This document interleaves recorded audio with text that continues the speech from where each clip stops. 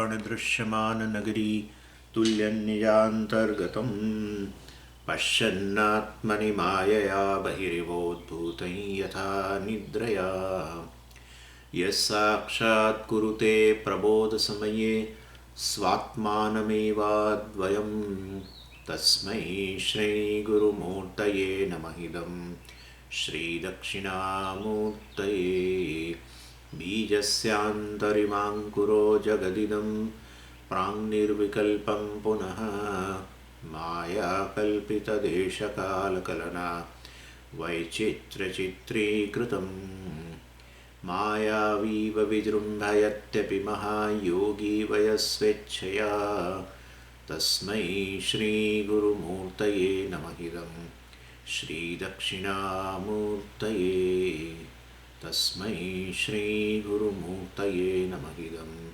श्रीदक्षिणामूर्तये। ॐ सहना भवतु सहनौ भुनक्तु सह वीर्यं करवावहै तेजस्विनावधीतमस्तु मा विद्विषावहै। ॐ शान्तिः शान्तिः शान्तिः। सदाशिवसमारम्भां शङ्कराचार्यमध्यमाम् अस्मदाचार्यपर्यन्तां वन्दे गुरुपरम्पराम्। ॐ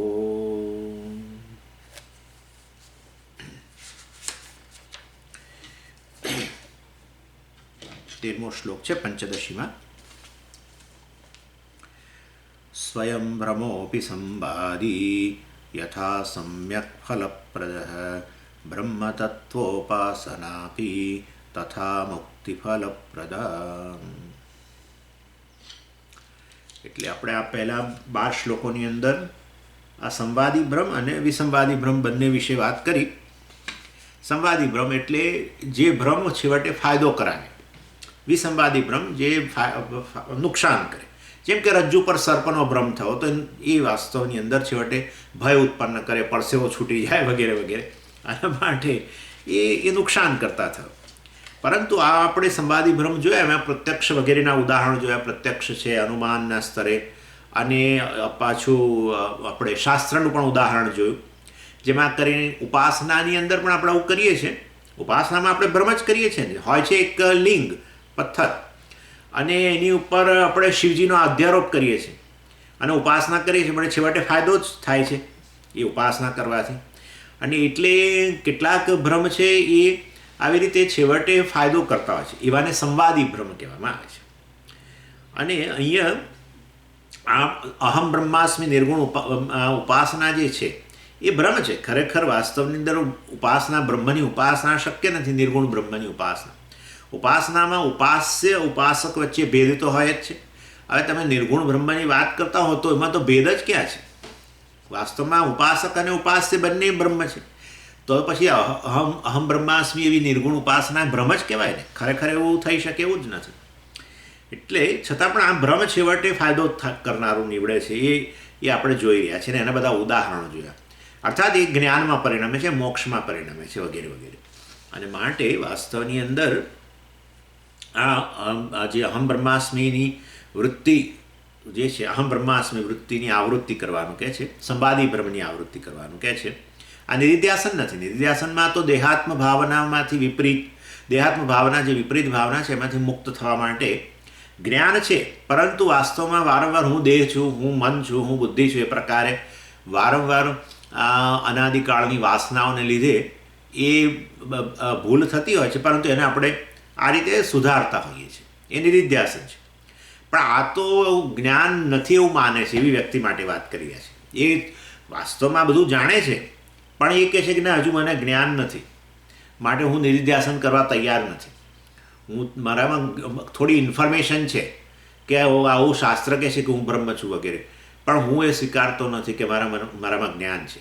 એવા સંજોગોની અંદર એને કહીએ છીએ કે ભાઈ કંઈ નહીં, તું અહમ બ્રહ્માસ્મિ, અહમ બ્રહ્માસ્મિ, અહમ બ્રહ્માસ્મિ એવું બોલ્યા કર. અર્થાત એવું સતત એવી વૃત્તિની આવૃત્તિ કર તો તારા માટે ભલે બ્રહ્મ હોય પણ એ બ્રહ્મની આવૃત્તિ કરે એમ. તો એ સંવાદી બ્રહ્મ થશે, કારણ કે એ છેવટે જ્ઞાન છે એવું સ્વીકારશે કે હું બ્રહ્મ છું, એ જ્ઞાન છે. ભલે વિપરીત ભાવના છે, દેહાત્મ ભાવના છે, પરંતુ એ દેહાત્મ ભાવનામાંથી તો મુક્ત થઈ શકાશે નિધિધ્યાસન દ્વારા, પરંતુ હવે એ સ્વીકાર તો થશે કે હું બ્રહ્મ છું એ પ્રકાર. એટલે આ રીતે અહમ બ્રહ્માસ્મિ વૃત્તિની આવૃત્તિ કર્યા કરવી. આવૃત્તિ એટલે તમે જાણો છો એને વારંવાર એ રીતે રિપીટ કરવું. એટલે આ રીતે આને આ સંવાદી ભ્રમ કહેવામાં આવે છે. અને વાસ્તવમાં અને આ 1 થી 12 શ્લોકમાં આપણે ઉદાહરણો જોયા. હવે 13 થી 29 શ્લોકની અંદર આજે આવું નિર્ગુણ બ્રહ્મની ઉપાસના કરનારો જે છે એ કયા સંજોગોમાં આવી નિર્ગુણ બ્રહ્મની ઉપાસના કરે, કયા સંદર્ભમાં અથવા કયા સંજોગોમાં, અને ઉપાસના કરનારો કોણ હોય એ બંને વાત કરે છે, કોન્ટેક્સ્ટ અને કેન્ડિડેટ. અને કયા સંજોગોમાં નિર્ગુણ બ્રહ્મની ઉપાસના કરવી જોઈએ અને એ કરનારો કોણ હોય એની વાત હવે આ 13મા શ્લોકથી શરૂ કરીને 29મા શ્લોક સુધી એની ચર્ચા રહેલી છે. એમાં 13મા શ્લોકમાં આપણે પેલું 1 થી 12 તો શ્લોકો દ્રષ્ટાંત હતા, બધા પ્રત્યક્ષ ને અનુમાન ને બધા. હવે આ દાષ્ટાંત મતલબ હવે આ 13મા શ્લોકમાં છે ને એકચ્યુઅલી સંક્ષેપ શ્લોક છે, આ તો સૂત્ર શ્લોક જેને કહીએ છીએ. અને જેમાં આ 9મા અધ્યાયનો આ ચર્ચા મુખ્ય વિષય જે છે આ નિર્ગુણ બ્રહ્મની ઉપાસના એનો એ શ્લોકનો આખો આ શ્લોકની અંદર એ આખા સબ્જેક્ટ મેટરને કહી દે છે. બ્રહ્મતત્વ ઉપાસના અપી એમ કે છે. બ્રહ્મતત્વ ઉપાસના અપી એટલે કે આ નિર્ગુણ બ્રહ્મની ઉપાસના જે છે એ વાસ્તવમાં એ રહેલી છે. કયા રૂપમાં રહેલી છે? સંવાદી બ્રહ્મના રૂપમાં રહેલી છે. એટલે ઉપર પહેલાં કહ્યું સ્વયં બ્રહ્મોપી સંવાદી યથા સમ્યક ફલપ્રદ બ્રહ્મતત્વ ઉપાસના અપી. એટલે જેવી રીતે સ્વયં બ્રહ્મ જે છે એ સંવાદી જે છે એ, અને જે સંવાદી બ્રહ્મ એટલે શું કે સમ્યક ફલપ્રદ, એ તમને યોગ્ય અર્થાત લાભ કરાવશે. સમ્યક ફલપ્રદ એટલે તમને ફળદાયી બનશે. એટલે એવી ને એવી રીતે વાસ્તવમાં બ્રહ્મતત્વની ઉપાસના પછી બ્રહ્મતત્વની ઉપાસના પણ આ વાસ્તવમાં સંવાદી ફળ બનશે અને મુક્તિ ફલપ્રદા એ પણ આ રીતે લાભદાયી બનશે. કયું ફળ આપશે? મુક્તિ ફલપ્રદા. એ રીતે મુક્તિ ફળ આપનારી બનશે. એટલે વાસ્તવમાં આ ઉપાસના અને મોક્ષને કોઈ સંબંધ જ નથી. આપણે જોઈ ગયા કે આ પેલા કાકતાલીય ન્યાય જેવું છે. એટલે કાગડાનું બેસવું ડાળનું પડવું. હવે એની વચ્ચે કોઈ કારણ કાર્ય સંબંધ જ નથી. કાગડાને બેસવાને તાડીના ફળ વૃક્ષ પર બેસવું કાગડાનું અને પેલા ફળનું પડવું તાડી ફળનું, એને કોઈ કારણ કાર્ય સંબંધ છે જ નહીં. ઘણીવાર એમ તો કાગડો આવીને બેઠેલો છે કે ક્યારેય નાય પણ પડે. એટલે ખરેખર કારણ કાર્ય સંબંધ નથી. કારણ કાર્ય સંબંધ ક્યારે કહેવાય? કે હંમેશા કારણ કાર્યની ઉત્પત્તિ કરે. સાચો સંબંધ કારણ કાર્યનો ત્યારે કહેવાય કે જ્યારે ખરેખર કાર્યની ઉત્પત્તિ કરે. હે ને? જ્યારે તમે માટીનો ઉપયોગ કરીને આ રીતે ચાકડા પર વગેરે મૂકો તો તમે જરૂર ઘડો વગેરે બનાવી જ શકો. એવું તો ન જ બને કે ક્યારેક ઘડો ના બને.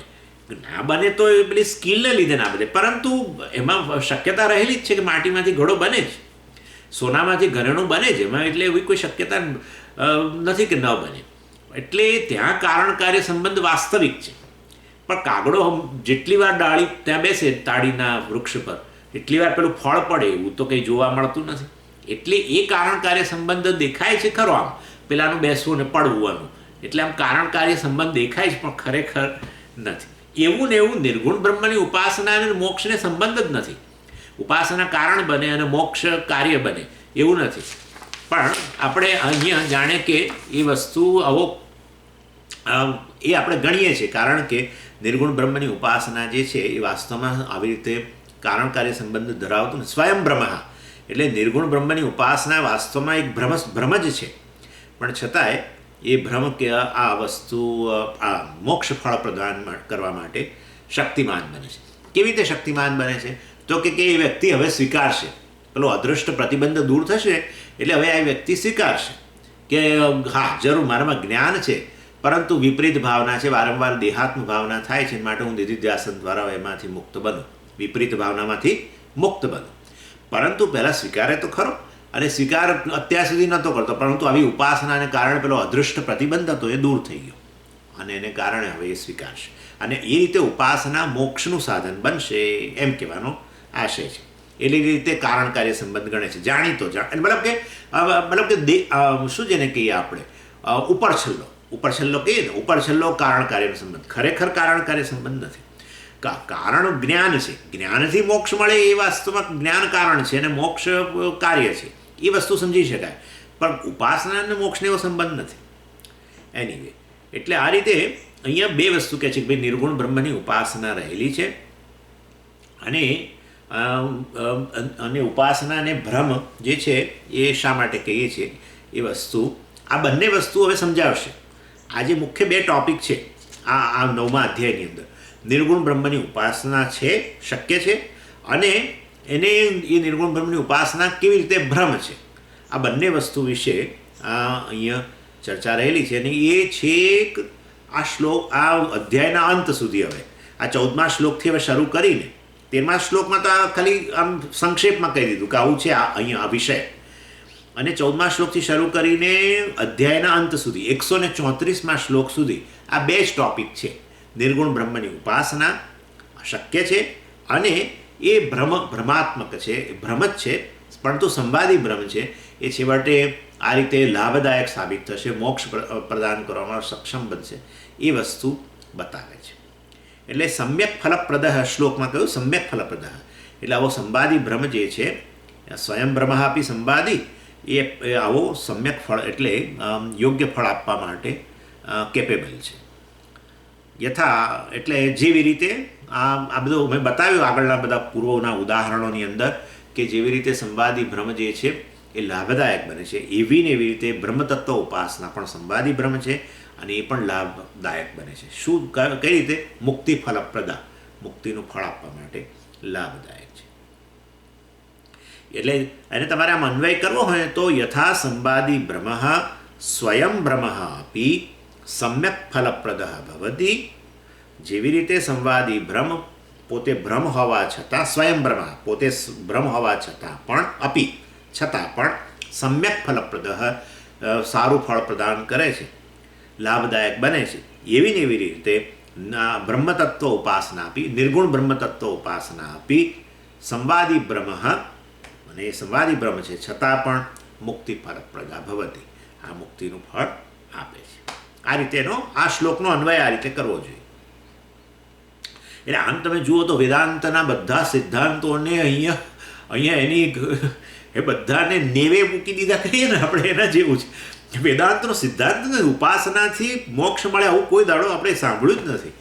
પરંતુ કહે છે કે આ નિર્ગુણ બ્રહ્મની ઉપાસના એ ખરેખર બ્રહ્મ જ છે, ખરેખર નિર્ગુણ બ્રહ્મની ઉપાસના થઈ જ ન શકે, પણ છતાંય જાણે કે એ આવો ભ્રમ હોવા છતાં પણ સંવાદી ભ્રમ છે અને એ તમને આ રીતે મોક્ષ પ્રદાન કરવામાં સહાયક બનશે.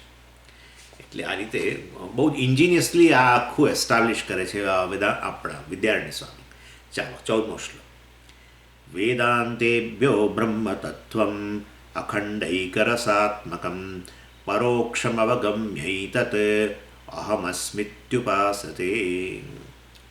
એટલે હવે અહીંયા કહે છે કે નિર્ગુણ બ્રહ્મની ઉપાસનાનું અસ્તિત્વ કઈ રીતે છે. પહેલો ટોપિક આપણે કહ્યું ને, બે વસ્તુ છે કે ભાઈ નિર્ગુણ બ્રહ્મની ઉપાસના શક્ય છે એવું આ અધ્યાયમાં દર્શાવશે, અને એ ભ્રમના રૂપમાં રહેલું છે એ પણ એસ્ટાબ્લિશ કરશે. હવે પહેલું એમાં છે નિર્ગુણ બ્રહ્મની ઉપાસના શક્ય છે. ભાઈ કેવી રીતે શક્ય છે એ હવે શરૂ કરે છે. એટલે કયા સંદર્ભમાં આવી નિર્ગુણ બ્રહ્મની ઉપાસના શક્ય બને છે એ બતાવશે, અને પછી એનો કેન્ડિડેટ, એનો કરનાર કોણ છે એ પણ હવે એ બંને વસ્તુ અહીંયા શરૂ કરે છે, કોન્ટેક્સ્ટ અને કેન્ડિડેટ બંને. એટલે એમ કે છે કે તમે એવી કલ્પના કરો કે કોઈ વ્યક્તિ વેદાંત શાસ્ત્રો કે ઉપનિષદ જે છે એનું જ્ઞાન, ઉપનિષદ જે છે એનું જ્ઞાન પ્રાપ્ત કરવા જાય છે, અને એની અંદર ઉપનિષદની અંદર તો એમ તો ઘણી બ્રહ્મની ઉપાસનાઓ રહેલી છે, પણ બધી સગુણ બ્રહ્મની ઉપાસનાઓ છે. નિર્ગુણ બ્રહ્મની ઉપાસનાની ક્યાંય વાત નથી. અને આવા વેદાંત શાસ્ત્રમાં બે પ્રકારના વાક્યો છે, એક છે અવાંતર વાક્ય અને એક છે મહાવાક્ય. આમ તો સૃષ્ટિ વાક્યો વગેરેને આપણે અવાંતર વાક્યો કહીએ છીએ, પરંતુ અહીંયા સૃષ્ટિ વાક્યોનો તો અહીં કોઈ સંદર્ભ જ નથી, એટલે આપણે એને નહીં કહીએ. મહાવાક્યો સિવાયના વાક્યો છે એને આપણે અવાંતર વાક્યો કહીએ. મહાવાક્ય એટલે શું? જીવ બ્રહ્મનું ઐક્ય સ્થાપિત કરતા વાક્યો છે એ મહાવાક્ય છે. એ સિવાય એમને બ્રહ્મતત્વ વિશે પણ કહેવાયું છે. એવું ન કહ્યું હોય કે આ બ્રહ્મ હું છું.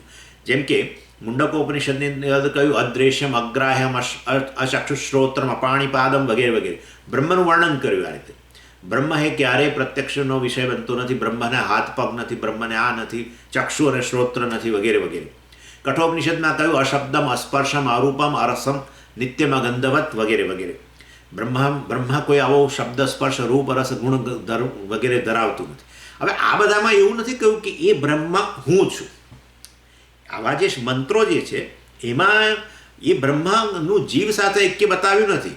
એમને બ્રહ્મના સ્વરૂપનું વર્ણન કરેલું હોય એને આપણે અવાંતર વાક્ય કહીએ છીએ. અત્યારે એવા અવાંતર વાક્યોનું એણે અભ્યાસ કર્યો હોય કોઈ વ્યક્તિએ, જેને વાસ્તવમાં આ રીતે ખ્યાલ ન હોય કે અર્થાત કારણ બ્રહ્મ સમગ્ર જગતનું કારણ છે વગેરે વગેરે પ્રકારે બધું જોયું હોય, પરંતુ અર્થાત નામરૂપનો પણ બાદ કરેલો હોય, જગત મિથ્યા છે બધું પણ કહ્યું હોય, પણ એ બ્રહ્મ જે જગતનું કારણ છે એ હું છું એવું ન કહ્યું હોય તો એ મહાવાક્ય ન બને.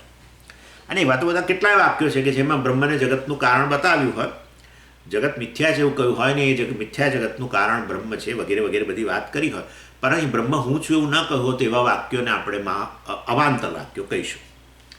અને એને કારણે એને બ્રહ્મ જ્ઞાન થયું આવું કે બ્રહ્મ આવું છે, અનાદિ છે, અનંતર છે, નિર્ગુણ છે, નિરાકાર છે, નિત્ય છે, વગેરે વગેરે. જો કે બહુ સાચું કહું તો પૂજ્ય સ્વામીના શબ્દોમાં તો તમે આ કોઈ પણ બ્રહ્મ વિષયક વાક્ય હોય, ભલે ને મહાવાક્યના રૂપમાં ન પણ કહ્યું હોય, પરંતુ તમે થોડુંક અંદર એને પ્રેસ કરો અને થોડું વધારે એનાલિસિસ કરો તો એ બ્રહ્મ અહમના રૂપમાં જ આવીને ઊભું રહેવું છે. કારણ કે તમે છેવટે કોક અનાદિ છે ને અનંત છે ને, તો હવે અનંત હોય તો પછી મારો સમાવેશ તો થઈ જ જાય, આપોઆપ જ થઈ જાય. અને માટે હું બ્રહ્મ છું છેવટે સિદ્ધ થાય. પરંતુ ચાલો માની લઈએ કે આવા અવાંતર વાક્યો છે કે જેનું એણે બસ બ્રહ્મ આ પ્રકારનું છે એવું એને જ્ઞાન પ્રાપ્ત થયું, હું બ્રહ્મ છું એવું એને ખબર નથી. એટલે અને માટે આવા અવાંતર વાક્યોનું એનાલિસિસ કરવાથી એને બ્રહ્મ આ પ્રકારનું છે ખબર પડી છે, માટે હું બ્રહ્મ છું એવું એ ક્લેમ નથી કરતો. અને એવા સંજોગોમાં આવું બ્રહ્મ જ્ઞાન છે એ પરોક્ષ જ્ઞાન બને છે. આ બહુ જબરજસ્ત વસ્તુ વિદ્યારણ્ય સ્વામી કહે છે કે બ્રહ્મનું પરોક્ષ જ્ઞાન શક્ય છે. બહુ મોટી વાત છે, જોઈશું આપણે. એટલે બ્રહ્મ જ્ઞાન છે પરોક્ષ જ્ઞાન છે, આ આવા પ્રકારનું જ્ઞાન કે જે બ્રહ્મ અનાદિ છે, અનંત છે, આમ છે, તેમ છે, બ્રહ્મ નિર્વિકાર છે, બ્રહ્મ સર્વ નામરૂપથી પર છે, વગેરે વગેરે. બ્રહ્મ સત્ય છે, જગતનું કારણ છે, બરાબર. આ પ્રકારના બધા વાક્યો. હું બ્રહ્મ છું એવું એ હજુ એને ખ્યાલ નથી, કારણ કે એણે મહાવાક્યનું શ્રવણ નથી કર્યું, અથવા મહાવાક્યનું શ્રવણ કરવા છતાં પણ એ વિશ્લેષણ કરનાર આચાર્યએ યોગ્ય વિશ્લેષણ ન કર્યું હોય તો આ જે શ્રોતા છે એના મનમાં હજુ એવું જન્મ્યું નહીં કે હું બ્રહ્મ છું, એવું એને જ્ઞાન ન જન્મ્યું.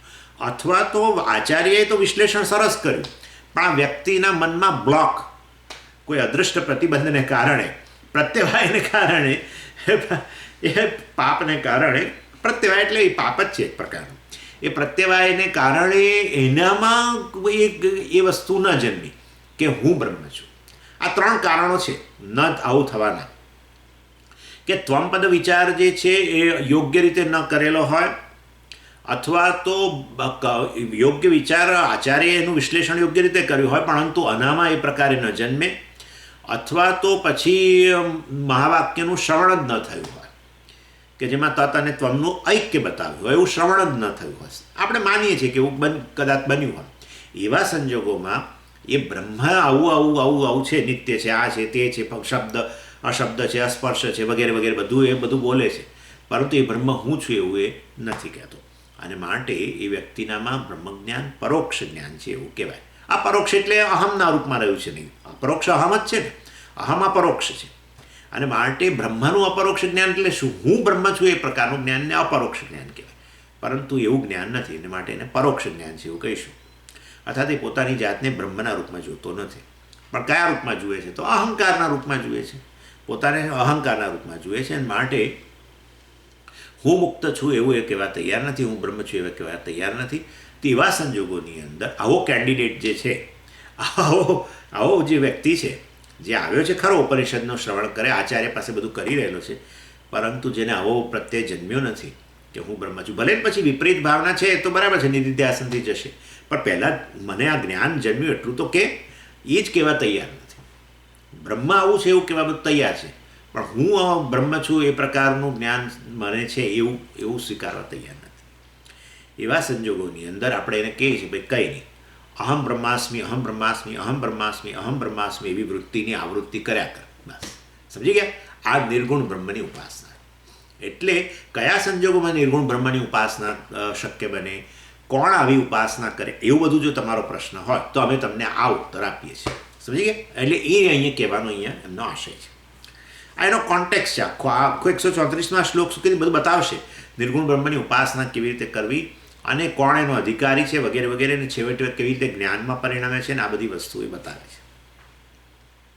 અને એ રીતે હું નિર્ગુણ બ્રહ્મ છું, હું બ્રહ્મ છું, હું નિર્ગુણ બ્રહ્મ નહીં, બ્રહ્મ છું અર્થાત નિર્ગુણ બ્રહ્મ જ, હું બ્રહ્મ છું, હું બ્રહ્મ છું એ પ્રકારનું આ પ્રકારની વૃત્તિની આવૃત્તિ કરનાર વ્યક્તિને નિર્ગુણ બ્રહ્મની ઉપાસક કહેવાય છે. આ પરોક્ષ બ્રહ્મજ્ઞાની બને એવું કહીએ આપણે. અને એમાં આલંબન કહા બરાબર ને, પરોક્ષ બ્રહ્મજ્ઞાની, એટલે અપરોક્ષ બ્રહ્મજ્ઞાની પરોક્ષ બ્રહ્મજ્ઞાની કહેવો જોઈએ એને. ચાલો, અને ઉપાસનામાં આલંબન હોય ને, પણ હા આલંબન છે ને, જેમ શિવજીની પેલી એવું હોય કે વિષ્ણુની મૂર્તિ હોય આલંબન બને, એના પર વિષ્ણુનો અધ્યારોપ કરીને ઉપાસના કરીએ, એવી ને એવી રીતે હું અહંકાર જ આલંબન બને છે અને એના ઉપર બ્રહ્મનો અધ્યારોપ કરે છે. ખરેખર અધ્યારોપની જરૂર નથી, એ તો હકીકત છે, હું બ્રહ્મ છું, પરંતુ આના માટે અધ્યારોપ છે આ વ્યક્તિ માટે. અને માટે અહમનું આલંબન લઈને એના પર બ્રહ્મનો નિર્ગુણ બ્રહ્મનો આરોપ કરીને આ રીતે ઉપાસના કરે છે. માટે સંવાદી બ્રહ્મ છે, બરાબર છે ને? જેવી રીતે વિષ્ણુની મૂર્તિ પર વિષ્ણુનો અધ્યારોપ કરો છો, બ્રહ્મ જ છે, એવી ને એવી રીતે અહમનું આલંબન લઈને અહમ પર જ શેનો અધ્યારોપ કરો છો? નિર્ગુણ બ્રહ્મનો અધ્યારોપ કરો છો. અને પછી હું બ્રહ્મ છું, હું બ્રહ્મ છું, હું બ્રહ્મ છું એ પ્રકારે અહમ બ્રહ્માસ્મિ એવી વૃત્તિની એ આવૃત્તિ કરે છે. અને નિર્ગુણ બ્રહ્મ ઉપાસના કહેવાય છે, જે વાસ્તવમાં બ્રહ્મ છે. પણ કેવા પ્રકારનો બ્રહ્મ છે? સંવાદી બ્રહ્મ છે. કારણ કે છેવટે આ વ્યક્તિ સ્વીકારશે કે હું બ્રહ્મ છું એવું જ્ઞાન છે મને, અને પછી દેહાત્મ બુદ્ધિ દૂર કરવા માટે નિધિધ્યાસન કરવા તૈયાર થશે. એટલે આ રીતે નિર્ગુણ બ્રહ્મની ઉપાસના વાસ્તવમાં સંવાદી બ્રહ્મ છે હવે બધું એસ્ટાબ્લિશ કરી રહ્યા છે. અને અહીંયા આમ એટલે આવી રીતે મહાવાક્યની પ્રોપર ઇન્ક્વાયરી ન થઈ હોય આચાર્ય દ્વારા, અને માટે વ્યક્તિને હું બ્રહ્મ છું એવું જ્ઞાન જન્મ્યું હોય, અથવા મહાવાક્યનું શ્રવણ જ ન કર્યું હોય, અથવા તો મહાવાક્યનું શ્રવણ કર્યું એ હોય, આચાર્યએ વિશ્લેષણ કર્યું હોય, પણ એનામાં રહેલા બ્લોકને કારણે એનામાં એવું જન્મે જ નહીં કે હું બ્રહ્મ છું. એ અદ્રષ્ટ પ્રતિબંધ છે. એ ગમે તે કારણસર, પરંતુ એ કહે છે કે હું બ્રહ્મ છું એવું જ્ઞાન મારામાં નથી, એવું સ્પષ્ટ કહે છે. ઇન્ફોર્મેશન જરૂર છે. અને તમે કહો કે ઉપનિષદમાં કયું મહાવાક્ય છે, તો કહે ખરો કદાચ કે હું બ્રહ્મ છું એ મહાવાક્ય કહેવાય છે, અહમ બ્રહ્માસ્મિ એ મહાવાક્ય છે, પ્રજ્ઞાનમ બ્રહ્મ મહાવાક્ય છે, 4 વેદમાં 4 મહાવાક્યો બધું બોલી જાય, બધું કે, પણ છતાં તો કે એક ભાઈ તો તારા જ્ઞાન તો છે, તો કે ના ભાઈ જ્ઞાન નથી, ઇન્ફોર્મેશન છે, માહિતી. અને પણ માહિતી એ વૃત્તિના રૂપમાં જ હોય ને, અને તમને બ્રહ્મ વિષયક માહિતી છે તો એ બ્રહ્મ વિષયક જ વૃત્તિ છે ને, તો એટલું તો સ્વીકારો. પણ ના, નથી. સમજી ગયા? એટલે આ બહુ સ્પેશિયલ પ્રકારનો કેન્ડિડેટ છે, એને આવું સ્વીકારતો જ નથી. એટલે અને આ આપણે કહીએ છીએ, બહુ સાચું કહું તમને, આ કોઈ વિરલો નથી. આ મોટા ભાગના લોકો આ પ્રકાર, વિરલો એટલે આમ કોઈ he is not rare, he is not an exception. મારો કહેવાનો આશય એક્સેપ્શન નથી, આ જનરલ છે. મોટા ભાગના લોકોને કહીએ કે ભાઈ આટલા વર્ષોનું શ્રવણ કરો છો તો હવે બ્રહ્મજ્ઞાન છે એવું તો સ્વીકારો તો ખરા. ના સ્વામીજી, અમે સાચું કહું તો મને તો હજુ એવું આમ નથી થતું કે હું બ્રહ્મ છું એ પ્રકારનું મને ખાતરી નથી. તો પછી ભાઈ હવે તો પછી શું કરવાનું? એટલે પ્રત્યવાય રહેલો છે. એટલે આ બહુ જનરલ રેમ્પન્ટ જોવા મળે છે વેદાંતના સાધકોની અંદર. ચાલો, એનીવે, એટલે જ્યારે અહમની વાત કરે છે, વાસ્તવમાં એટલે મહાવાક્યનું યોગ્ય શ્રવણ નહીં કર્યું હોવાને કારણે એ જ્યારે અહમ કે ત્યારે એ અહંકારના રૂપમાં જ પોતાને જુએ છે. અને ત્યારે અહંકારની જ પ્રધાનતા હોય ત્યારે અહમ બ્રહ્માસ્મિ ઇક્વેશન શક્ય ન બને, બરાબર ને? અહંકારની પ્રધાનતા હોય તો પછી એને બ્રહ્મ સાથે એને ઇક્વેશન બનાવી ન શકાય. અને માટે કારણ કે અહંકાર એટલે અનેક ચિંતાઓ, અનેક સમસ્યાઓ. અહંકાર એટલે જીવ, અને જીવને બિચારાને અનેક સમસ્યાઓ છે, ને અનેક ચિંતાઓ છે, ને અનેક બધી વિટંબણાઓ છે. અને તો પછી એને બ્રહ્મ સાથે સરખાવો તો બ્રહ્મય પાછું અનેક સમસ્યાવાળું બને. અને માટે ખરેખર અહંકારની પ્રધાનતા હોય ત્યાં અહમ બ્રહ્માસ્મિ ઇક્વેશન, સમીકરણ શક્ય ન બને. અને માટે એનો અર્થ એવો થયો કે એને કહીએ કે ભાઈ તું એ જે અહંકાર જે છે એના પર જ બ્રહ્મનો આરોપ કર, અહંકારને જ આલંબન બનાવ. જેમ વિષ્ણુની પેલી મૂર્તિ છે એના પર જ વિષ્ણુનો અધ્યારોપ કર તો તારા ફાયદામાં છે. એ પ્રકાર ઉપાસના કરીશ તો તને અનુગ્રહ તો થવાનો જ છે.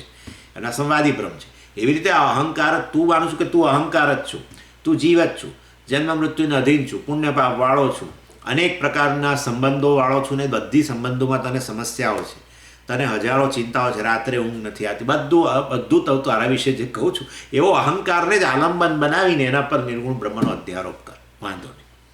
અને આવો સંવાદી બ્રહ્મ તને, આ બ્રહ્મ સંવાદી બનશે, મતલબ કે એને તારા ફાયદામાં જ સાબિત થશે. અને આ રીતે એટલે અહમ બ્રહ્માસ્મિ એ જ્ઞાન છે મને, પરંતુ એની નિધિધ્યાસનમાં વાસ્તવમાં વિપરીત ભાવના દૂર કરવી એ જુદી વસ્તુ છે. ને અહમ બ્રહ્માસ્મિ એ ભ્રમ, તો એ ભ્રમની આવૃત્તિ કરવી એ ઉપાસના છે. ખ્યાલ? અહમ બ્રહ્માસ્મિ એવી વૃત્તિ, મને વૃત્તિ જ્ઞાન છે, પરંતુ સાથે સાથે હું દેહ છું એવી વૃત્તિ એ જન્મે છે, હું મન છું એવી વૃત્તિ જન્મે છે, તાદાત્મ્યને કારણે અને અનાદિકાળના તાદાત્મ્યને કારણે. તો એવાને કહે છે ભાઈ નિધિધ્યાસન કરો. તમે કહો છો જ ખરા ને કે અહમ બ્રહ્માસ્મિ એવું જ્ઞાન તમને છે ના છે ને, પરંતુ વારંવાર પેલી ભૂલ થયા કરે છે. કશો વાંધો નહીં, એ તો થવાની જ છે. દેહાત્મ ભાવના તો વારે વારે આવવાની જ છે, કારણ કે અનાદિકાળથી જે તે દેહમાં પ્રવેશીએ એ દેહને અજ્ઞાનને કારણે અહમ જ કીધેલો છે અત્યાર સુધી, માટે એ તો થવાનું જ છે. માટે અહમ બ્રહ્માસ્મિ તમને જે જ્ઞાન જન્મ્યું છે એની આવૃત્તિ કર્યા કરો. એમ કરતાં કરતાં દેહાત્મ ભાવના ક્ષીણ થશે, તો આ નિધિધ્યાસન કહેવાય. પણ અહમ બ્રહ્માસ્મિ તમે સ્વીકારતા જ ન હો તો કહીએ કે તું તો તારી જાતને અહંકાર જ કહેતો હો તોય વાંધો નહીં, એ અહંકારનું જ આલંબન બનાવીને એના પર બ્રહ્મનો આરોપ કર્યા કર. અહમ બ્રહ્માસ્મિ, અહમ બ્રહ્માસ્મિ, તો એ ભ્રમ છે, સંવાદી ભ્રમ છે. બરાબર છે? આ ઉપાસના થઈ ગઈ. અને એ રીતે એ ઉપાસના છેવટે ફળદાયી બનશે. પેલાને મુક્તિ પ્રાપ્ત થઈ જશે. આ વ્યક્તિ હવે આવું કર્યા પછી સ્વીકારશે કે હા, હવે હું બ્રહ્મ છું એ વસ્તુ હું સ્વીકારું છું, જ્ઞાન છે, પરંતુ હજુ પેલી ભૂલ થયા કરે છે, દેહ વગેરેને હું આત્મા કયા કરું છું. તો કહીશું કે હવે નિધિધ્યાસન કર. અને એમ કરીને છેવટે એ પણ મોક્ષ પ્રાપ્ત કરશે. અને આ રીતે સંવાદી બ્રહ્મ એટલે કે નિર્ગુણ બ્રહ્મની ઉપાસના કરનાર પણ છેવટે મુક્તિ ફલપ્રદા, જે 13મા શ્લોકમાં કહ્યું, મુક્તિનું ફળ આપનારી બને છે. એ વસ્તુ શક્ય છે. અને આ રીતે નિધિધ્યાસન અને ઉપાસના, કારણ કે આ બહુ આમ ટિપિકલ લાગે છે. નિધિધ્યાસન ને ઉપાસના એક જ વસ્તુ. મને આણંદની અંદર એક ભાઈ કેટલા દિવસો સુધી દર શનિવારે આવે મારા પાસે, અને એમણે મને બહુ ઠસાવવાનો આ પ્રયત્ન કર્યો કે તમે સ્વામીજી નિર્ગુણ બ્રહ્મની ઉપાસના સ્વીકારો, નિર્ગુણ બ્રહ્મની ઉપાસના રહેલી છે, નિર્ગુણ બ્રહ્મની ઉપાસના એ મોક્ષ આપે. મેં કહ્યું ભાઈ નિર્ગુણ બ્રહ્મની ઉપાસના શક્ય નથી. શાસ્ત્રમાં સગુણ બ્રહ્મની ઉપાસનાની વાત કરેલી છે, અનેક ઉપાસના છે બધી, પણ બધી સગુણ બ્રહ્મની ઉપાસના છે. હવે એમ તો કંઈક આ વિરાટ પુરુષના રૂપમાં ઉપાસના કરો, હિરણ્ય ગર્ભની ઉપાસના કરો, આ સગુણ બ્રહ્મની ઉપાસના છે, બરાબર છે. પણ નિર્ગુણ બ્રહ્મની ઉપાસના જ શક્ય નથી, કારણ કે નિર્ગુણ બ્રહ્મ એટલે ગુણરહિત. તો ગુણરહિત ન હોય તો એને તમે ઉપાસ્ય વિષય જ કેવી રીતે બનાવો, જેમાં કોઈ ગુણ નથી, રૂપ નથી, રંગ નથી, ગંધ કશું છે જ નહીં, તો એને તમે ઉપાસ્ય વિષય જ કેવી રીતે બનાવશો? કોઈ એનું ફોર્મ નથી, કશું નથી. અને માટે અહમ બ્રહ્માસ્મિ એ તો નિર્ગુણ જ્ઞાન પ્રાપ્ત કરવું પડે. નિર્ગુણ બ્રહ્મની ઉપાસના શક્ય ના, એ શક્ય જ છે. એને નિર્ગુણ બ્રહ્મની ઉપાસનાથી પણ મોક્ષ મળે જ છે. પરંતુ આ નિર્ગુણ બ્રહ્મની ઉપાસના ભ્રમના રૂપમાં હોય, ખરેખર ઉપાસના ન થઈ શકે, પણ સંવાદી બ્રહ્મ આ રીતે છેવટે મુક્તિ ફળ આપે. એટલે આની અંદર અહમ બ્રહ્મ એટલે અહમને તમે વાસ્તવમાં સાક્ષી ચૈતન્યના રૂપમાં જોતા હો, અન્વય વ્યતિરેક વગેરે દ્વારા આપણે જોયું છે વસ્તુ કે જ્યાં જ્યાં અહમ જે છે એ 3 અવસ્થાઓની અંદર રહેલો છે. અને જ્યારે આ દેહ, મન, બુદ્ધિ વગેરે છે એ હંમેશા જોડાયેલા રહેતા નથી. જો કેવી સુંદર વસ્તુ છે, એક જ મિનિટમાં ખંડન થઈ જાય એવું છે. આ દેહ, મન, બુદ્ધિ હું નથી એનું. અહમ, જો હું દેહ હોઉં તો પ્રત્યેક અવસ્થામાં આ સ્થૂળ દેહ અને અહમ જોડે જાય. જેવી રીતે હું કહું કે જ્યારે જ્યારે માટી હોય ત્યારે ત્યારે ઘડો હોય, તો એનો જ્યારે જ્યારે ઘડો હોય ત્યારે માટી તો હોય જ. તો ઘડા અને માટીનો અન્વય કહેવાય, કો એક્ઝિસ્ટન્સ. બરાબર છે ને? આપણે વાત થઈ હતી એકવાર, કો એક્ઝિસ્ટન્સ. પણ જ્યારે તમે જુઓ કે ઘડો ન પણ હોય તો છતાંય માટી હોય, આ વ્યતિરેક કહેવાય. ઘડો ન હોય અને છતાંય માટી હોય, એવું બને જ. દર વખતે કંઈ જરૂરી થોડું જ કે ઘડો હોય જ. માટી એમને મેં પડી હોય. અને માટે એવા સંજોગોમાં ઘડો જે છે, અરે માટીનું સ્વરૂપ ઘડો નથી. ઘડાનું સ્વરૂપ માટી છે, બરાબર છે, પણ માટી સત્ય છે, માટીનું સ્વરૂપ ઘડો નથી. નહીં તો જ્યાં જ્યાં ઘડો, અરે જ્યાં જ્યાં માટી ત્યાં ત્યાં ઘડો, પણ એવું જોવા નથી મળતું. પણ જ્યાં જ્યાં ઘડો ત્યાં ત્યાં માટી જોવા મળે છે. એટલે આવો અન્વય વ્યતિરેક કરો ને તો ખબર પડે હું સ્થૂળ દેહ છું કે નહીં. જો તો હું સ્થૂળ દેહ હોઉં તો જ્યારે જ્યારે અહમ હોય, જે પણ અવસ્થા હોય, જાગ્રત, સ્વપ્ન, સુષુપ્તિ, જ્યારે જ્યારે અહમ હોય ત્યારે ત્યારે હંમેશા આ સ્થૂળ દેહ હાજર જ હોય. પણ એવું તો હોતું નથી. જાગ્રત કાળે અહમ અને સ્થૂળ દેહ જોડે જોડે જાય છે, બરાબર છે, પણ સ્વપ્ન કાળે તો આ સ્થૂળ દેહ હોતો જ નથી. ત્યાં સ્થૂળ દેહ હોય છે ને એમાં અહમ પણ હોય છે, પરંતુ એ તો જુદો સ્થૂળ દેહ હોય છે. અને સુષુપ્તિમાં તો પાછો એ એવો સ્થૂળ દેહ નથી હોતો. માટે જ્યારે જ્યારે અહમ હોય ત્યારે ત્યારે સ્થૂળ દેહ હોય જ, આવું નથી. અને માટે અહમનું સ્વરૂપ સ્થૂળ દેહ નથી. જ્યાં જ્યાં ઘડો, અરે જ્યાં જ્યાં માટી હોય ત્યાં ત્યાં ઘડો નથી, તો પછી માટી હંમેશા ઘડાના જ રૂપમાં રહેલી હોય. માટીનું સ્વરૂપ ઘડો છે એવું ન કહી શકાય. માટીનો આત્મા ઘડો છે એવું ન કહી શકાય. ઘડાનો આત્મા માટી છે, જુદી વસ્તુ છે. સમજી ગયા ને તમે? અને એવી રીતે તમે મન માટે લઈ શકો, ઇન્દ્રિયો માટે લઈ શકો. અહમનું અસ્તિત્વ સ્વતંત્ર છે. અર્થાત જ્યારે દેહ ન પણ હોય ત્યારે પણ અહમ છે. જ્યારે સૂક્ષ્મ દેહ ન પણ હોય, ઇન્દ્રિયો, મન, બુદ્ધિ વગેરે ન પણ હોય ત્યારે પણ અહમ છે. બરાબર છે ને? અને આ રીતે વાસ્તવની અંદર અહમ આ સ્થૂળ, સૂક્ષ્મ વગેરે દેહથી મુક્ત છે. અહમનું એ વાસ્તવિક સ્વરૂપ નથી.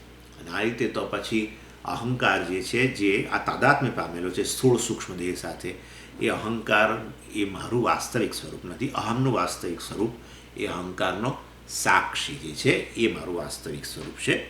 અને માટે અહમ સાક્ષી પ્રધાન છે, ચૈતન્ય છે, ત્યારે અહમ વાસ્તવમાં છેવટે બ્રહ્મ સાબિત થાય, જે અત્યારે આપણે કરી રહ્યા છીએ. હે ને? અહમ એ વાસ્તવમાં સાક્ષી છે, સચ્ચિદાનંદ છે. બીજી બાજુ આપણે લઈએ છીએ હવે તત્પદ અને બ્રહ્મ, એ બ્રહ્મ જગતનું કારણ અને સર્વવ્યાપી, અને પછી કહીએ અહમ બ્રહ્માસ્મિ, માટે હું પણ સર્વવ્યાપી. એ રીતે આપણે ગોઠવી શકીએ. પણ અહમને અહંકાર જ લઈએ કે ના હું તો સ્થૂળ સૂક્ષ્મ દેહ, હું તો મનુષ્ય છું, હું તો આ છું ને તે છું, તો પછી બ્રહ્મ સાથે ઇક્વેશન થવાનું ક્યાં વાત જ છે. સમજી ગયા? અને માટે અન્વય વ્યતિરેક કરો ને તો તરત ખબર પડે કે ખરેખર અહમનું સ્વરૂપ, અહમ એટલે કે હું, એટલે કે આત્મા, આત્માનું સ્વરૂપ વાસ્તવમાં સ્થૂળ દેહ નથી, સૂક્ષ્મ દેહ નથી, બધાથી વ્યતિરિક્ત છે, બધાથી વિલક્ષણ છે, ડિસ્ટિંક્ટ છે. એ વસ્તુ સ્પષ્ટ છે. પણ આવું કરવા છતાંય એમ કે ના ભાઈ મને તો આ બધું તમે કરો છો બધું બૌદ્ધિક લાગે છે, મને કંઈ આવું જ્ઞાન નથી. તો પછી કંઈ ભાઈ ચાલ કંઈ નહીં, હું બ્રહ્મ છું એની આવૃત્તિ કર્યા, એ ઉપાસના છે. ચાલો, વેદાંતેભ્ય બ્રહ્મતત્વમ અવગમ્ય 14મા શ્લોકમાં કહ્યું વેદાંતેભ્ય. વેદાંતેભ્ય એટલે એ અવાંતર વાક્યભ્ય ગણવું જોઈએ. અવાંતર વાક્યોથી, મહાવાક્યોથી તો જ્ઞાન જન્મે જ આમ તો, પરંતુ આપણે ગણીએ કે અવાંતર વાક્યો દ્વારા બ્રહ્મતત્વમ અવગમ્ય, એ બ્રહ્મને જાણીને, એટલે બ્રહ્મને બ્રહ્મના રૂપમાં જાણીને, એ બ્રહ્મ, હું બ્રહ્મને એમ. એટલે અને કેવા અવાંતર વાક્ય મેં તમને કહ્યું, બ્રહ્મ આવું છે, નિર્ગુણ છે, નિરાકાર છે, નિત્ય છે, ફલાણું છે, ટીકણું છે, અશબ્દ છે, અસ્પર્શ છે, અરૂપ છે, વગેરે વગેરે. બ્રહ્મનું કોઈ રૂપ નથી, બ્રહ્મમાં કોઈ, બ્રહ્મ સાયલન્સ છે એવું, એ કે અશબ્દ, બ્રહ્મમાં કોઈ સાઉન્ડ નથી, આ નથી, તે નથી. આ બધું આવું પ્રકારનું જ્ઞાન છે. અને અખંડ એક રસાત્મકમ બ્રહ્મતત્વમ અવગમ્ય, બ્રહ્મ અખંડ છે એવું એ કે, હા બોલો, વિચાર કરો તમે. સજાતીય સ્વગત, અરે સજાતીય વિજાતીય સ્વગત ભેદ રહિત અખંડમ. ખંડ નથી.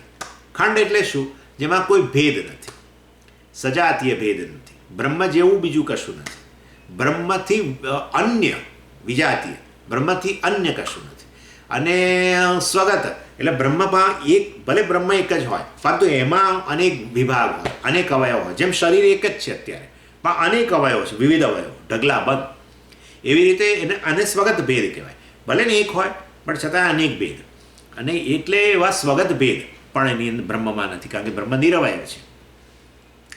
આવું અખંડ એક રસ બ્રહ્મ જે છે અવગમ્ય, એને જાણીને, શેના દ્વારા જાણીને? વેદાંતેભ્ય, વેદાંતના વાક્યો, અવાંતર વાક્યો વગેરેથી જાણીને. અને પરંતુ કેવા રૂપમાં જાણ્યું છે? પરોક્ષમ અવગમ્ય. એટલે એને પોતે એને હું અહમના રૂપમાં નહીં જાણીને કે વાસ્તવમાં આ બ્રહ્મ જે સમગ્ર જગતનું અધિષ્ઠાન છે, સજાતીય વિજાતીય સ્વગત ભેદથી રહિત છે, એ બ્રહ્મ જ વાસ્તવમાં હું સાક્ષીના રૂપમાં રહેલો છું એવું નહીં જાણું. એ તો અપરોક્ષ જ્ઞાન થઈ ગયું, પરંતુ એ રૂપે નથી જાણ્યું. પરોક્ષમ અવગમ્ય આવું બ્રહ્મ રહેલું છે એવું એને જાણ્યું છે, પરંતુ એ હું છું એવું એને નથી, અને કદાચ સાંભળ્યું હોય તો પણ એને હજુ મગજમાં ઉતર્યું નથી. પરોક્ષમ અવગમ્ય એતદ અહમ અસ્મી ઇતિ ઉપાસતે. કંઈ વાંધો નહીં, આવું બ્રહ્મ જે છે, જે સજાતીય વિજાતીય સ્વગત ભેદથી રહિત છે, એવા બ્રહ્મને છેવટે હું છું, અર્થાત એ એવા બ્રહ્મનો અહમ રૂપી આલંબન પર અધ્યારોપ કરીને ઉપાસતે ઉપાસના કરે છે એમ કે છે. અને કોણ કરે છે?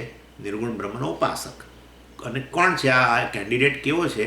આ સ્પેશિયલ પ્રકારનો કેન્ડિડેટ છે, જેણે હું મહાવાક્યનું શ્રવણ કર્યું હોવા છતાં પણ બ્લોક રહેલો હોવાને કારણે એ માનવા તૈયાર નથી. એની ચાલો 15મો શ્લોક.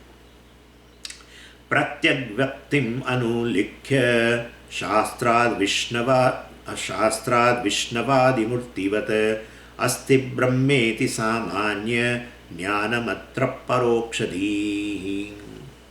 આ ઉપાસના પ્રકારની ઉપાસના છે, જે આવું પ્રકારની જે પરોક્ષ જ્ઞાન છે એના આધારે કરે છે. કેવું પ્રકારનું પરોક્ષ જ્ઞાન છે? બ્રહ્મ અસ્તિ ઇતિ સામાન્ય જ્ઞાનમ. બ્રહ્મ અસ્તિ, અસ્મિ નથી કહેતો, બ્રહ્મ અસ્મિ એવું નથી કહેતો, બ્રહ્મ અસ્તિ. આવું પ્રકારનું બ્રહ્મ રહેલું છે, જે જન્મ મૃત્યુથી પર છે વગેરે વગેરે, સર્વ ગુણોથી પર છે, ફોર્મલેસ છે વગેરે વગેરે, દેશકાળ વસ્તુનું અધિષ્ઠાન છે વગેરે વગેરે, સત્ય છે, એનાથી અન્ય સર્વ કાંઈ મિથ્યા છે, બધું બોલે છે. અને આવું એણે ક્યાંથી જ્ઞાન પ્રાપ્ત કર્યું છે? એટલે કહે છે કે વાસ્તવમાં એણે આવા અવાંતર વાક્યો, શાસ્ત્રમાં એટલે અવાંતર વાક્યોથી, અથવા બ્રહ્મલક્ષણ વાક્ય જેને કહેવાય, બ્રહ્મનું લક્ષણ, બ્રહ્મની વ્યાખ્યા કરતા આવા બધા વાક્યો જે છે શાસ્ત્રમાં, એના દ્વારા એણે જાણ્યું છે. અને એને છે ને તટસ્થ લક્ષણ કહેવામાં આવે છે. અને સ્વરૂપ લક્ષણ વાક્ય પણ હોય. તટસ્થ લક્ષણ વાક્ય એટલે કેવું કે બ્રહ્મ જગતનું કારણ છે. ખરેખર તમે જુઓ તો બ્રહ્મ જગતનું કારણ નથી. બ્રહ્મ જગતનું કારણ છે નહીં, તો માયા થકી આપણે એને કારણનો એના પર આરોપ કરેલો છે. ખરેખર બ્રહ્મ કારણે નથી ને કાર્યએ નથી, બંને કશુંય નથી, કેવળ બ્રહ્મ છે. બ્રહ્મથી અન્ય કશું છે નહીં, છતાંય જગતનો સ્વીકાર કર્યો. જગતનો સ્વીકાર કર્યો એટલે એના કારણનો સ્વીકાર કર્યો. અને એ કારણ કોણ છે? તો વાસ્તવમાં આપણે કહ્યું બ્રહ્મ. અને પછી બ્રહ્મને જગતનું કારણ ન બની શકે. બ્રહ્મ તો વાસ્તવમાં અનંત છે, અને એક મતલબ કે બ્રહ્મથી અન્ય કશું નથી, અનંત છે, નિર્વિકાર છે. એવા સંજોગોમાં એ કારણ કેવી રીતે બને? કારણ તો હંમેશા જ્યારે કોઈ પણ કારણ હોય ને એમાં પરિવર્તન આવે. કાર્યની ઉત્પત્તિ થાય ત્યારે કારણમાં પરિવર્તન આવે જ.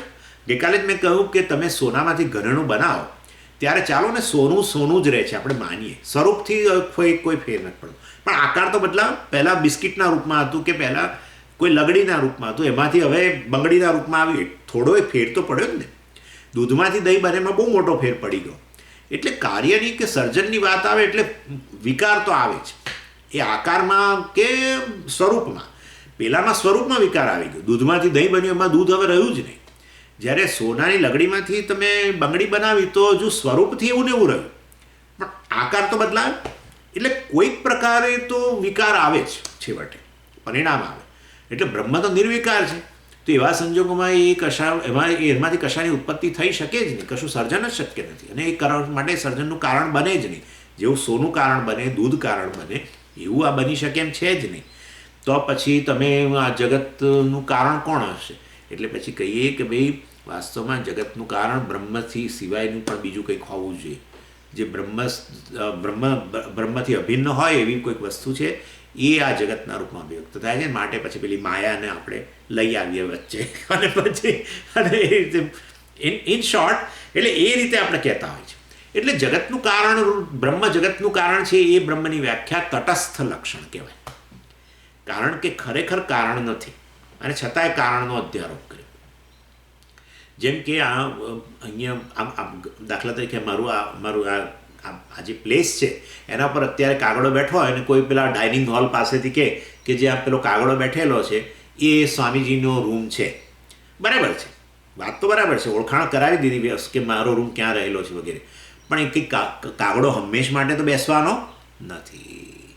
એટલે આ લક્ષણ જે આપ્યું કે જ્યાં કાગડો બેઠો છે એ સ્વામીજીની રૂમ છે, એ પ્રકારે સ્વામીજીના રૂમની વ્યાખ્યા કરી ખરી, પરંતુ એ તટસ્થ લક્ષણ કહેવાય, કારણ કે હંમેશા આ લક્ષણ કામ કરતું નથી. જેવો કાગડો ઉડી ગયો એટલે આ લક્ષણે ઉડી ગયું એવું છે. એટલે માટે અને તટસ્થ લક્ષણ અને સ્વરૂપ લક્ષણ તો તમે જાણો છો, સત્યમ જ્ઞાનમ અનંતમ બ્રહ્મ, એ તો હંમેશ માટે એનું લક્ષણ છે બ્રહ્મનું, એને સ્વરૂપ લક્ષણ કહેવાય. સ્વરૂપ એટલે જેનો એ ત્યાગ થઈ જ ન શકે. હા, એટલે બ્રહ્મ જ્ઞાન સ્વરૂપ છે એ જે હું આપું છું, વ્યાખ્યા કરું, તો એ લક્ષણનો ત્યાગ કદી ન થઈ શકે. બ્રહ્મ આનંદ છે એ લક્ષણનો ત્યાગ ન થઈ શકે. બ્રહ્મ સત્ય છે એ લક્ષણનો ત્યાગ ન થઈ શકે. માટે સત્યમ જ્ઞાનમ અનંતમ બ્રહ્મ એ સ્વરૂપ લક્ષણ. એ સિવાય જગતના કારણના રૂપમાં જ્યારે કહીએ તો વાસ્તવમાં એ તટસ્થ લક્ષણ. કારણ કે આપણે પછી આગળ જતાં કહીશું કે સૃષ્ટિ નામની વસ્તુ જ નથી, એ તો અધ્યારોપ છે. તો આપોઆપ જ કાર્ય જ ન રહ્યું તો કારણ પણ ન રહ્યું. સમજાય તમે? અને માટે બ્રહ્મને જગતનું કારણ કહીએ એ પ્રકારની વ્યાખ્યા, લક્ષણ એટલે વ્યાખ્યા, એ પ્રકારનું લક્ષણ આપણે કહીએ કે વ્યાખ્યા કરીએ તો એ ટેમ્પરરી બરાબર છે, પણ હંમેશ માટે નહીં. એટલે આ રીતે આ વાસ્તવમાં અવાંતર શાસ્ત્ર વાક્ય વગેરે દ્વારા બ્રહ્મ અસ્તિ ઇતિ સામાન્ય જ્ઞાનમ, બ્રહ્મનું સ્વરૂપ લક્ષણ પણ એણે જાણ્યું હોય કે આવી રીતે આનું તટસ્થ લક્ષણ પણ એણે જાણ્યું હોય, પણ એ બ્રહ્મ હું છું હજુ એ વસ્તુ એને ઉત્પન્ન થઈ. પ્રત્યેક વ્યક્તિમ અનુલ્લિખ્ય, એટલે આ બ્રહ્મ જે છે વાસ્તવમાં અનુલ્લિખ્ય, આ છે ને ઉદ વત્તા લિખ ધાતુ છે. ઉદ વત્તા લિખ ધાતુનો અર્થ છે ટુ આઈડેન્ટિફાય, અને ઓળખવું. એટલે આને આ બ્રહ્મને આ રૂપમાં નથી ઓળખતો. કયા રૂપમાં? પ્રત્યેક વ્યક્તિમ એટલે એ બ્રહ્મ જે વાસ્તવમાં સમગ્ર જગતનું કારણ છે, જે સત્યમ જ્ઞાનમ અનંતમ બ્રહ્મ જે છે એ પ્રત્યેક વ્યક્તિ છે, અર્થાત એ જ આ સાક્ષીના રૂપમાં રહેલો છે. એ વસ્તુ એ અનુલ્લિખ્ય, અર્થાત એ રીતે એને ઓળખતો નથી. ઉલ્લિખ્ય એટલે ઓળખીને, અનુલ્લિખ્ય એટલે ન ઓળખીને. એટલે મતલબ અનુલ્લિખ્ય અર્થાત without identifying as vote? As પ્રત્યેક વ્યક્તિ, એઝ અ સાક્ષી. અને માટે પ્રત્યેક વ્યક્તિમ અનુલ્લેખ્ય શાસ્ત્રાદ વિષ્ણવાદિ મૂર્તિવત અસ્થિ બ્રહ્મેતિ સામાન્ય જ્ઞાનમ અત્ર પરોક્ષતી. અને માટે એને સાક્ષીના રૂપમાં ન ઓળખીને આ બ્રહ્મ આ રૂપમાં રહેલું છે, જગતનું કારણ, આ તે બધું એવું પ્રકારનું જે સામાન્ય જ્ઞાન છે એને અત્ર એટલે આ 9મા અધ્યાયની અંદર અમે પરોક્ષથી, અમે એને પરોક્ષ જ્ઞાન કહીશું. અને પછી ઉદાહરણ આપે છે વિષ્ણવાદી મૂર્તિવત, જેવી રીતે એમ કે વિષ્ણુ વગેરેની મૂર્તિનું તમે જ્ઞાન પ્રાપ્ત કરો છો. ક્યાંથી પ્રાપ્ત કરે? શાસ્ત્રમાંથી જ, હે ને? શાસ્ત્રમાં શ્લોકો બધા કેટલા છે, વિષ્ણુના જેટલા ધ્યાન શ્લોકો છે તમે જુઓ તો આ રીતે બધું કે ક્ષીરસાગરમાં સૂતેલા છે ને, અને ગુયોગ નિદ્રામાં છે ને, લક્ષ્મીજી એમના પગ દબાવે છે ને, એમની પથારી જે છે સુંદર મજાની પથારી, શેષનાગ એમની પથારી છે, એમનો આવો વર્ણ છે ને, એમણે પિતાંબર પહેરેલું છે ને, એમને આવું મુગુટ છે ને, હાથમાં શંખ ચક્ર ગદા હસ્ત, આ બધું વર્ણન મળે છે આપણને, મળે જ છે. તો જેવી રીતે વિષ્ણુ વગેરેનું કે દેવી વગેરેનું વર્ણન તમને શાસ્ત્રમાંથી મળે છે અને તમને વિષ્ણુ વગેરેનું પરોક્ષ જ્ઞાન હોય છે, એવી રીતે શાસ્ત્રમાંથી, ઉપનિષદમાંથી તમને બ્રહ્મનું પણ જ્ઞાન પ્રાપ્ત થાય છે વાક્ય દ્વારા, કે બ્રહ્મ આવું છે, બ્રહ્મ આવું છે, બ્રહ્મ આવું છે. એ પણ કેવું જ્ઞાન થશે? બ્રહ્મનું પરોક્ષ જ્ઞાન થશે. ગજબ એસ્ટાબ્લિશ કરે છે, ગજબ.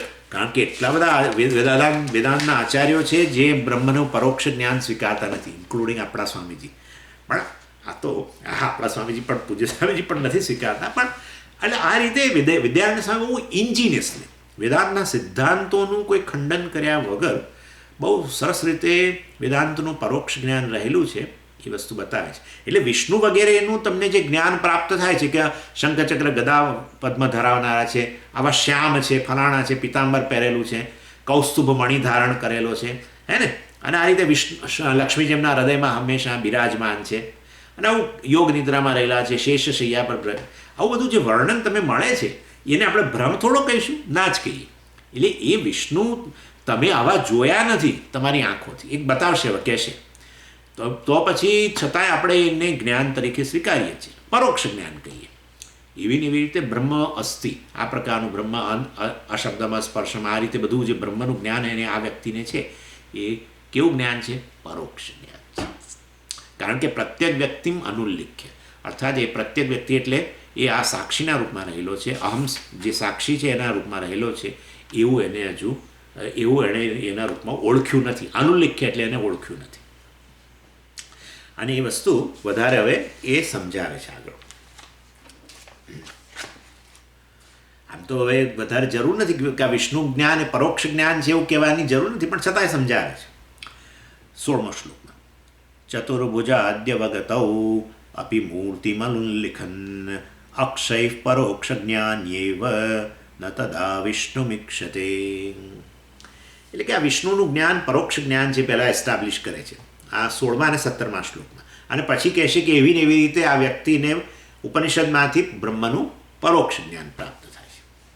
ચતુર્ભુજાદિ અવગતૌ અપી છે ને, ચતુર્ભુજાદિ અર્થાત વિષ્ણુ આ રીતે ચતુર્ભુજના રૂપમાં રહેલા છે ને પ્રત્યેકમાં પાછું શંખ ચક્ર ગદા પદ્મા બધું રહેલું છે, કૌસ્તુભ મણિવાળા છે, આવું બધું અવગતૌ અપી, આવું જાણવા છતાંય એક છે ને વિષ્ણુનું પાદાદિ કેશાંત વર્ણન સ્તોત્ર છે. પાદાદિ કેશાંત વર્ણન, પાદ આદિ, પાદથી શરૂ કરીને કેશાંત, કેશમાં અંત પામતા સુધીના ભગવાનનું જે સ્વરૂપ છે એને વિવિધ અંગો એનું વર્ણન કરતું આખું સ્તોત્ર છે. હવે આ સ્તોત્રને ભ્રમ થોડો કહીશું, આ સ્તોત્રમાંથી આપણે જાણીએ વિષ્ણુના શરીર વિશે, તો એને આપણે ભ્રમ થોડો કહીએ. આપણે શું કહીએ? વિષ્ણુનું પરોક્ષ જ્ઞાન છે એવું જ કહીએ ને. કારણ કે કેમ પરોક્ષ કહો છો સ્વામીજી? પ્રત્યક્ષ. અરે ભાઈ પ્રત્યક્ષ એટલે વિષ્ણુના હવે જોયા છે ક્યાં હજુ આપણે, એટલે આપણને શાસ્ત્રમાંથી એમના વિશે આવું મળે છે, માટે એ વિષ્ણુનું પરોક્ષ જ્ઞાન છે એ અહીંયા વાત કરે છે.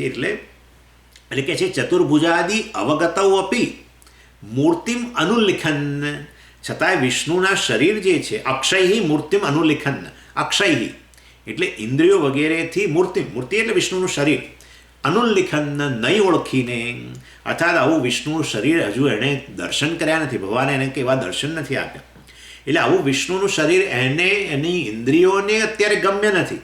શાસ્ત્રમાંથી એણે જાણ્યું કે વિષ્ણુ આવા છે, પરંતુ એણે આવી રીતે ઇન્દ્રિયોથી કોઈ જગ્યાએ એને હજુ ઉપલબ્ધ બન્યા, ઇન્દ્રિયોનો વિષય બન્યા નથી હજુ સુધી. એટલે એવા સંજોગોની અંદર એ વિષ્ણુ પરોક્ષ જ્ઞાની એટલે આ વિષ્ણુના પરોક્ષ જ્ઞાની કહેવાય. આ ભાઈ જેમણે શાસ્ત્રમાંથી બધું જાણ્યું વિષ્ણુના શરીર વિશે, વિષ્ણુનું વર્ણન બધું, પરંતુ એ ઇન્દ્રિયોથી હજુ ઉપલબ્ધ ન બન્યું હોય તો આપણે એમ જ કહીએ ઇન્દ્રિયોથી ઉપલબ્ધ બને કે તો કહીએ કે પ્રત્યક્ષ થઈ ગયું, તો પ્રત્યક્ષ થઈ ગયું. જેવું વર્ણન હતું શાસ્ત્રમાં એવું જ જોવા મળ્યું એમ, એવા વિષ્ણુએ દર્શન આપે દાખલા તરીકે, તો પ્રત્યક્ષ થઈ ગયું. પરંતુ ન થયું હોય તો આપણે એમ કહીએ કે ભાઈ એને વિષ્ણુનું કેવું જ્ઞાન છે? પરોક્ષ જ્ઞાન છે. એટલે કે છે આ વિષ્ણુના પરોક્ષ જ્ઞાની આ વિષ્ણુના પરોક્ષ જ્ઞાની કહેવાય ભાઈ. એટલે પરોક્ષ જ્ઞાની પુરુષ, પરોક્ષ જ્ઞાની ભવતી, પરોક્ષ જ્ઞાની જ કહેવાય. ન તદા વિષ્ણુમીક્ષતે, કારણ કે એમણે ડાયરેક્ટ ઈક્ષતે, વિષ્ણુના એમણે સાક્ષાત દર્શન કરેલા નથી. તદા એટલે આવું વિષ્ણુનું જ્ઞાન છે ત્યાં એને પરોક્ષ જ્ઞાની જ કહેવા જોઈએ, કારણ કે એમણે વિષ્ણુને ઈક્ષ એટલે દર્શન કરવા, ઈક્ષ ધાતુનો અર્થ છે દર્શન કરવા. એટલે આ પરથી પેલો ઈક્ષણ શબ્દ આવે છે, તમને ખ્યાલ હતો ઉપનિષદમાં ઈક્ષણ શબ્દ છે. ઈક્ષણ એટલે એનું સીધું દર્શન કરવું. જેમ કે આર્કિટેક્ટ પણ જે છે એ પણ આખો જે પ્લાન હોય મકાનનો એનું સાક્ષાત દર્શન કરે છે ને મનની અંદર પહેલાં. એ બહાર તો હજુ પછી બનશે, પહેલાં એ આખી ડિઝાઇન તૈયાર કરે ત્યારે આખું મકાન એના મનની અંદર આમ એ સાક્ષાત દર્શન કરે, બરાબર ને? આખી ડિઝાઇન કે કયા રંગ કરવા, કેવી ડિઝાઇન કરવી, કેવા રૂમો ગોઠવવા, બધું આખું દર્શન કરે મનની અંદર. એને આપણે કહીએ ઈક્ષણ. એટલે એવી ને એવી રીતે વાસ્તવમાં અને પણ આવા વિષ્ણુના સાક્ષાત દર્શન નહીં કર્યા હોવાને કારણે અહીંયા તો અક્ષય એટલે અક્ષર એટલે ઇન્દ્રિય, અક્ષી એટલે આંખ, અક્ષય એટલે કોઈ પણ સેન્સ ઓર્ગન, કોઈ પણ. એટલે એમાં ચક્ષુ આવી જાય, શ્રોત્ર આવી જાય, ત્વચા આવી જાય, આપણે નાસિકા આવી જાય, 5 જ્ઞાનેન્દ્રિયો છે. અક્ષય એટલે જ્ઞાનેન્દ્રિય, અક્ષી એટલે આંખ. એટલે આ રીતે બ્રહ્મનું પરોક્ષ જ્ઞાન છે, કારણ કે બ્રહ્મને હજુ અપરોક્ષના રૂપમાં જોયા નથી એવું આપણે કહેવું જોઈએ. અર્થાત એ બ્રહ્મનું વર્ણન એણે બધું શાસ્ત્રમાંથી ઉપનિષદમાંથી મળ્યું, પરંતુ એના માટે હજુ બ્રહ્મ કેવા રહેશે? પરોક્ષ રહેશે. કેમ? કારણ કે પ્રત્યેક વ્યક્તિ અનુલ્લેખ્ય, હજુ એને સાક્ષીના રૂપમાં એ ઓળખ્યા નથી. માટે આવાને પણ આપણે બ્રહ્મના પરોક્ષ જ્ઞાની કહીશું, એમ કહે છે. 17મા ઉદાહરણમાં 17મા શ્લોકમાં કહે છે, પરોક્ષત્વાપરાધેન ભવિન્ના તત્વવેદનમ પ્રમાણેનૈવ શાસ્ત્રેણ સત્વમૂર્તેર્વિભાસનાત. એટલે આગળ વધારે થોડુંક એનો વિસ્તાર કરે છે કે બ્રહ્મનું જે પરોક્ષ જ્ઞાન છે એને પણ આ રીતે વિષ્ણુના જ્ઞાનની સમાન એને પરોક્ષ, અને એને પણ આપણે જ્ઞાન કહેવું જોઈએ. એટલે કારણ કે કેટલાક આચાર્યો કહે છે કે બ્રહ્મ અપરોક્ષ આત્માના રૂપમાં જ રહેલું હોવાને કારણે એ બ્રહ્મનું પરોક્ષ જ્ઞાન જે તમે કહો છો એ વાસ્તવમાં ભ્રમ જ કહેવું જોઈએ. કારણ કે બ્રહ્મનું સ્વરૂપ અપરોક્ષ છે, આત્માના રૂપમાં રહેલું છે, અને માટે આત્માના રૂપમાં નહીં જાણીને બ્રહ્મને તમે આ રીતે પરોક્ષ રીતે જાણો છો એવું તમે જે કહો એ તો ભ્રમ જ થયું. જે વસ્તુ જેવી છે એવી જાણીએ તો જ એને જ્ઞાન કહેવાય. જે વસ્તુને અન્ય રૂપમાં જાણીએ તો એ ભ્રમ કહેવાય. આવું આચાર્યો, વેદાંતના આચાર્યો આવું આર્ગ્યુમેન્ટ કરે. અને એટલે વેદાંત અહીંયા કહે છે કે ભાઈ એવું જ નથી.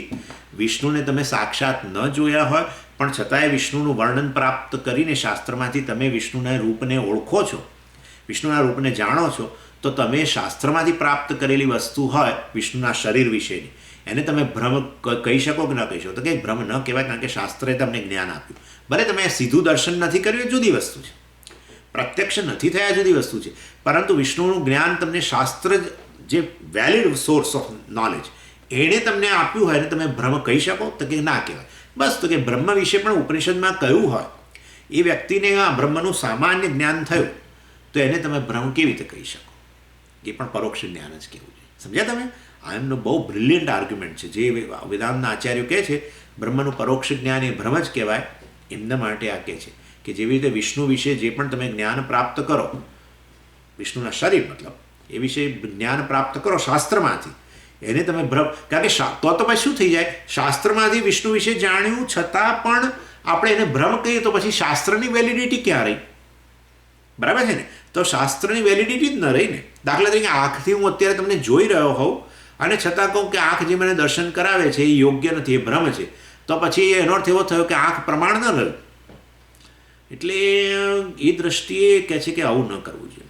એ વ્યક્તિ બ્રહ્મ વિશે એણે જેટલું પણ જાણ્યું, નિત્ય છે, નિર્વિકાર છે, આ છે, તે છે, શબ્દ સ્પર્શ રૂપ રસગંધથી રહિત છે, આમ છે, જે પણ એ બધું જાણ્યું અને કદાચ અહમ બ્રહ્માસ્મિ આવ્યું કે એ બ્રહ્મ જ આત્માના રૂપમાં છે, જીવનું એ સ્વરૂપ છે, બધું એ ભલે ને કહેતો હોય પણ હજુ એ પ્રત્યેક વ્યક્તિ મનુલ્લેખે પોતાની જાત સાથે એને ઓળખતો ન હોય, એવા સંજોગમાં છે ભ્રમ ન કહેવાય. કારણ કે શાસ્ત્ર ઉપનિષદમાંથી એણે આ જ્ઞાન પ્રાપ્ત કર્યું છે અને માટે એને આપણે જ્ઞાન જ કહેવું જોઈએ. ભલે એને પરોક્ષ જ્ઞાન કહો, પરંતુ એ ભ્રમ છે એવું ન કહેવાય. સમજી ગયા તમે?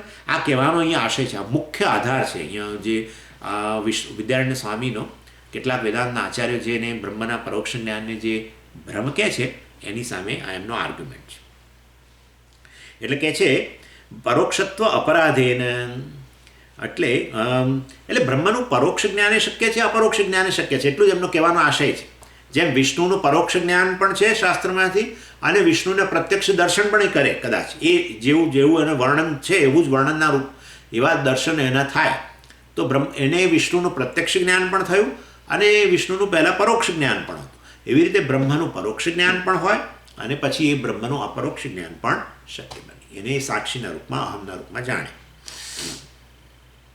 પરોક્ષત્વ અપરાધીને, એટલે બ્રહ્મજ્ઞાન પરોક્ષત્વ અપરાધીને એટલે વાસ્તવમાં આ બ્રહ્મજ્ઞાન જે પરોક્ષ જ્ઞાનના રૂપમાં રહેલું હોવાને કારણે ભવેતન અતત્વ વેદનમ, તમે એટલે પરોક્ષત્વ અપરાધીને બ્રહ્મનું એણે પરોક્ષ રૂપમાં જાણ્યું હોવા માત્રથી, અપરાધીને જાણે મોટો અપરાધ થઈ ગયો હોય એ રીતે તમે એને ના પાડો છો. પરંતુ ભવેત ન અતત્વ વેદનમ, એટલે એવા જ્ઞાનને, બ્રહ્મના પરોક્ષ જ્ઞાનને તમે બ્રહ્મના રૂપમાં ન કહી શકો.